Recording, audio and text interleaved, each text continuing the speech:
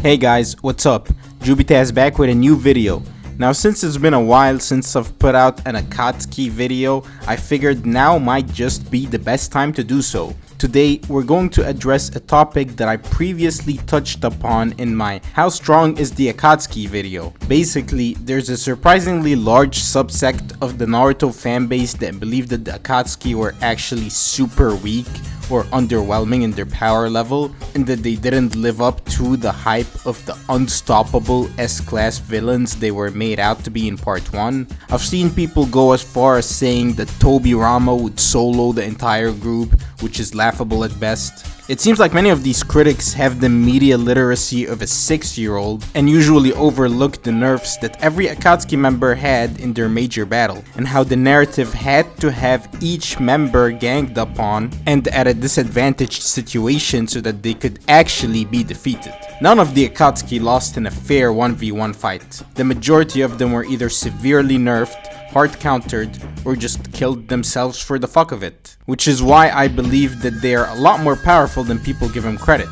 So today, I will be tackling this question: how nerfed was the Akatsuki? I'll go over each member and assess how nerfed or underestimated they were in their main battle, in order to show how what we saw of the Akatsuki was just a tiny fraction of their power. Before we begin, make sure to subscribe, and other than that, let's get straight to business. Starting off with the same member that almost every Akatsuki list starts with, Hidan, who's usually considered to be the weakest member and is sometimes more of a liability than an asset.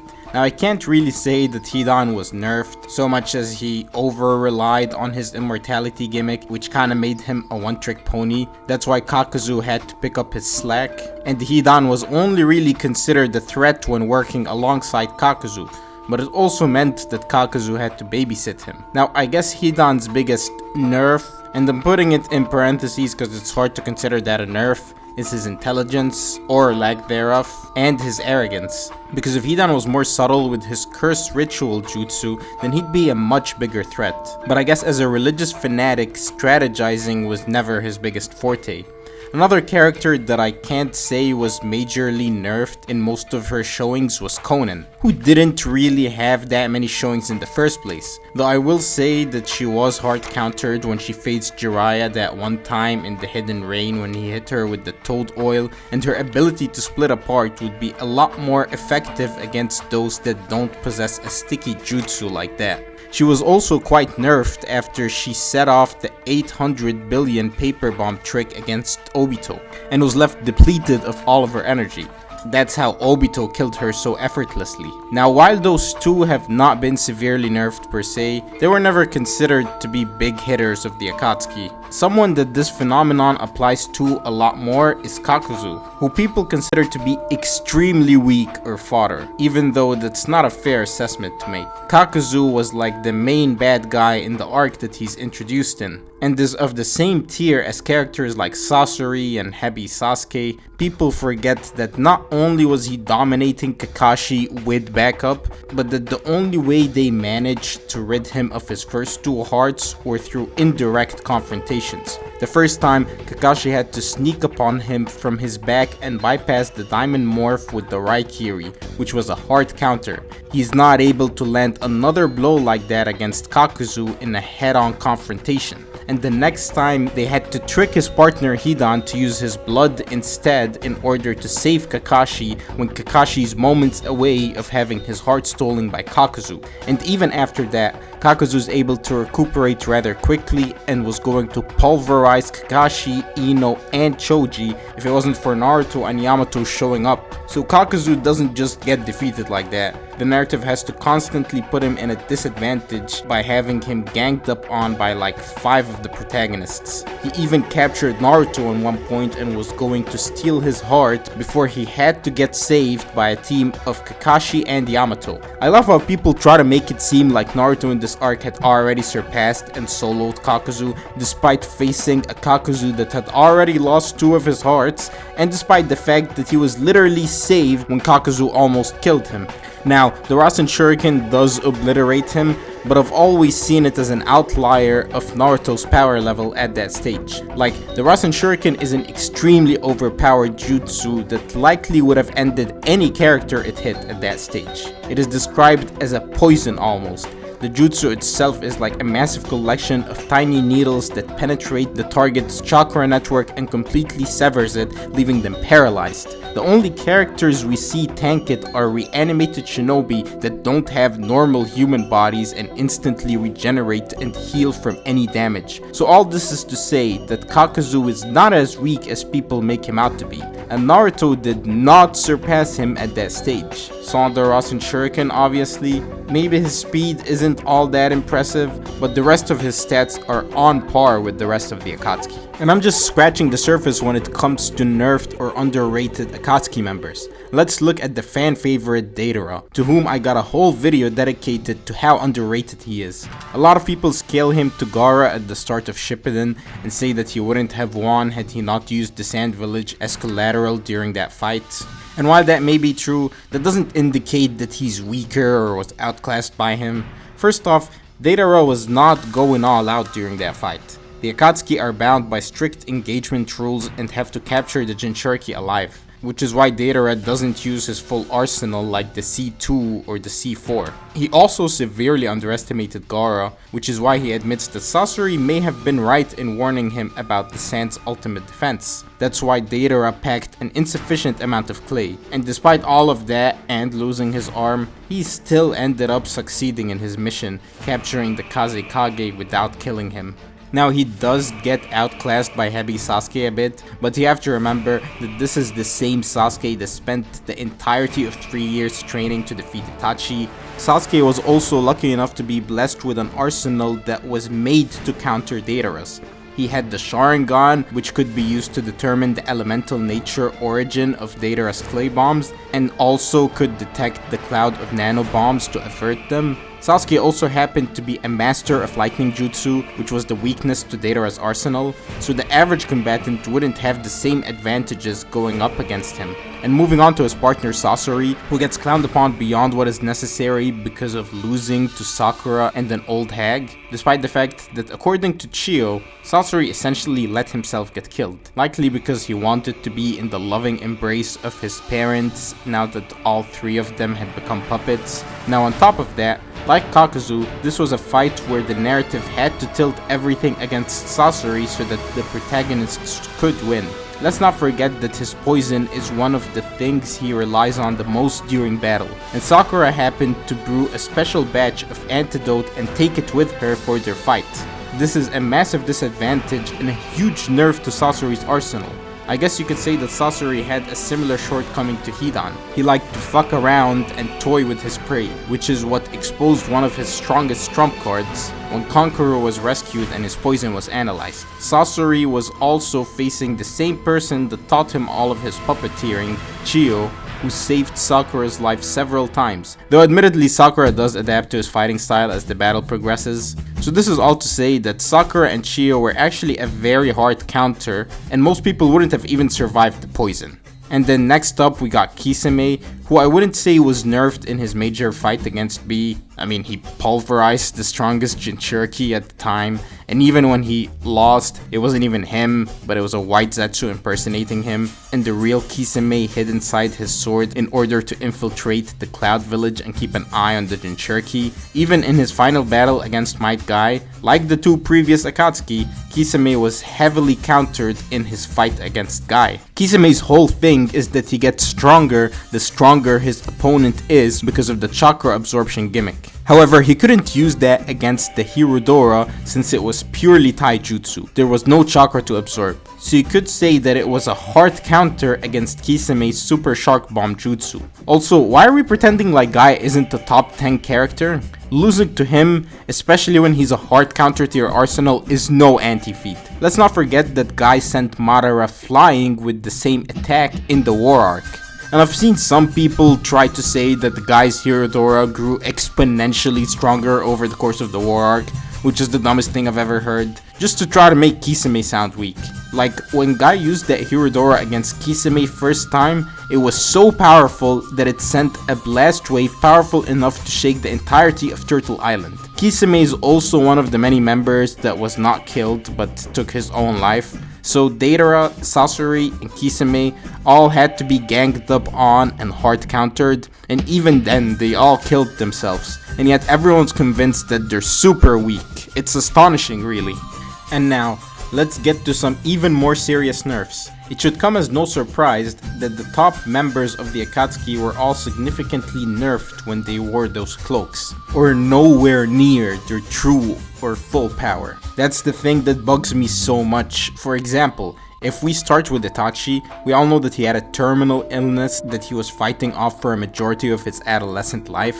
We don't get an exact timeline, but we do know that his condition was so bad that he had to take some medication in order to prolong his life so that he could eventually fight Sasuke. We know that this illness came with severe fatigue, chest pains, and coughing up blood. We also know that it nerfed Itachi's reflexes and fighting style, which is something that Zetsu noted while commentating on his fight against Sasuke. And even then, Obito believed that Itachi could have easily ended Sasuke if he wanted to.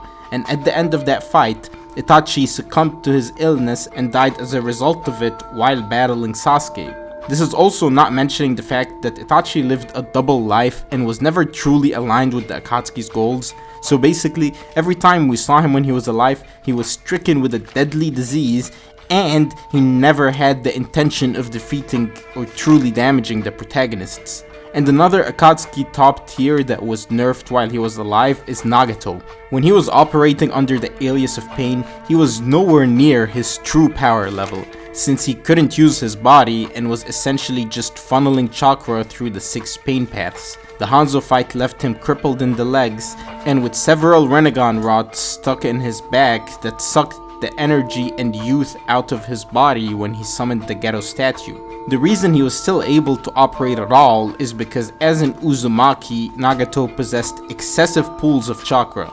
This is also not to mention that during the Pain Invasion, Nagato's nerf keeps on exacerbating as he essentially solos the Leaf Village, and especially after he used the chaotic Shinra Tensei to level the entire place. So by the time that Nagato pulled up to Konoha, Pain was at his weakest, and even with the help and the intel that Naruto had, Pain was still able to pin him to the ground, and Naruto had to rely on the Nine Tails to bail him out. So this should put to rest all the downplay that Pain gets from the fanbase. Him being able to throw hands with a version 2 Six Tails at such a weakened state is telling enough, and he was still able to create a Chibaku Tensei that forced a raging Kurama to go 8 Tails to break out. Even after all of that, Pain was also another one of those Akatsuki members that didn't actually die, but gave his life to Naruto because of the Talk no Jutsu. So you can confidently say that the Itachi and Pain we saw in the first half of Shippuden were severely nerfed despite being the strongest in the Akatsuki. And this becomes a lot more apparent when we see them reanimated as Edos in the 4th war. Even though the both of them are being controlled against their will and aren't even at their potential full power due to the Edo Tensei nerf, they're able to dominate the Jinchuriki duo of Naruto and B, and many people agree that had Itachi not switched sides halfway through the battle, Naruto and B would have gotten cooked and possibly added to Kabuto's army of the undead. Nagato being able to use all the 6 paths abilities simultaneously from one body is a beast, and Itachi was the one that managed to defeat him with his strategizing and his Hex Susanoo weapons. This Itachi was also considered to be on par with Sage Kabuto and was disadvantaged to holding back during their fight because he couldn't kill Kabuto. He had to catch him under Genjutsu to get him to release the reanimation. So Nagato and Itachi are really much stronger than people make them out to be. Even them fighting together under Kabuto's control isn't them at full power, because if they both had free will and wanted to execute something, no one could stand in their way. And this is the duo that people think Minato and Tobirama could easily defeat? How ridiculous.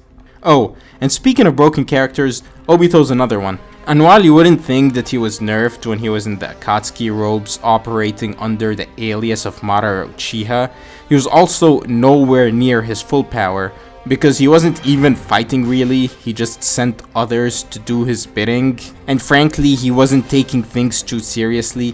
I think he relied on the Madara persona too much. Though what I mean by this Obito's nowhere near his full power is that he only had one of his Mangekyo Sharingan, and never bothered to retrieve the other eye from Kakashi, which would have made him easily the most cracked character in the verse. With both of his MS, he could teleport to twice the speed, open 2 portals at the same time, short distance, long distance.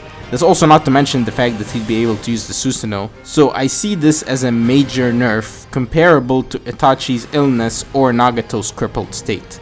Double Kamui is so broken that Kishimoto couldn't give it to Obito until he was in his dying white hair form. But imagine if Akatsuki Obito had both of his eyes and Itachi wasn't sick or dying and Nagato wasn't crippled. Then how many shinobi out there do you think could defeat this trio? Probably barely anyone.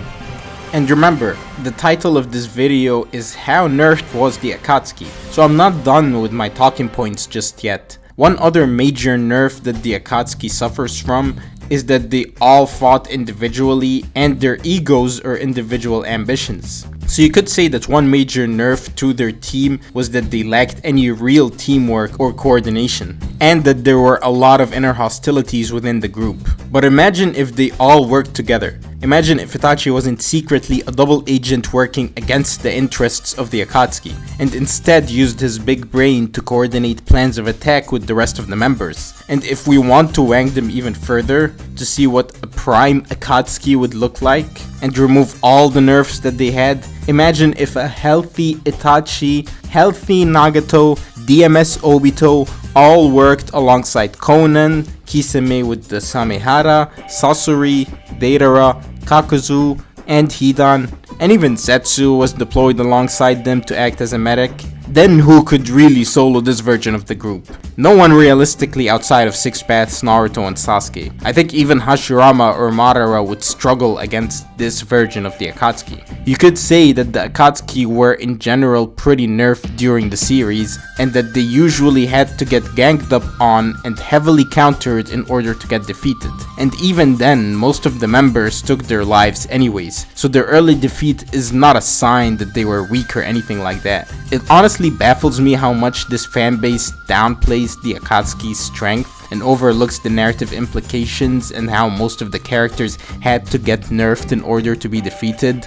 Like, it's one thing to say Ichigo or Goku or even Boruto characters could solo the Akatsuki, that I can understand. But to say that so casually about Shippuden characters, like, are you dumb? How easy do you think it is to solo this group of maniacs? Even with the top tiers like Hashirama and Madara, it's debatable that they could solo. But to say the same thing about Minato or Tobirama, you'd have to be completely delusional. Honestly, the Hokage get wanked to an insane extent just for being present in the Jubito fight, despite not one of them landing a single effective hit on Jubito.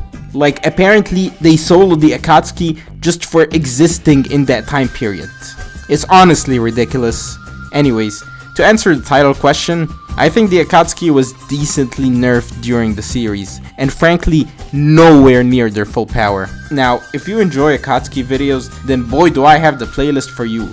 Be sure to check out the Akatsuki playlist, and other than that, that's it for today. Make sure to leave a like, and I'll see you soon. Bye.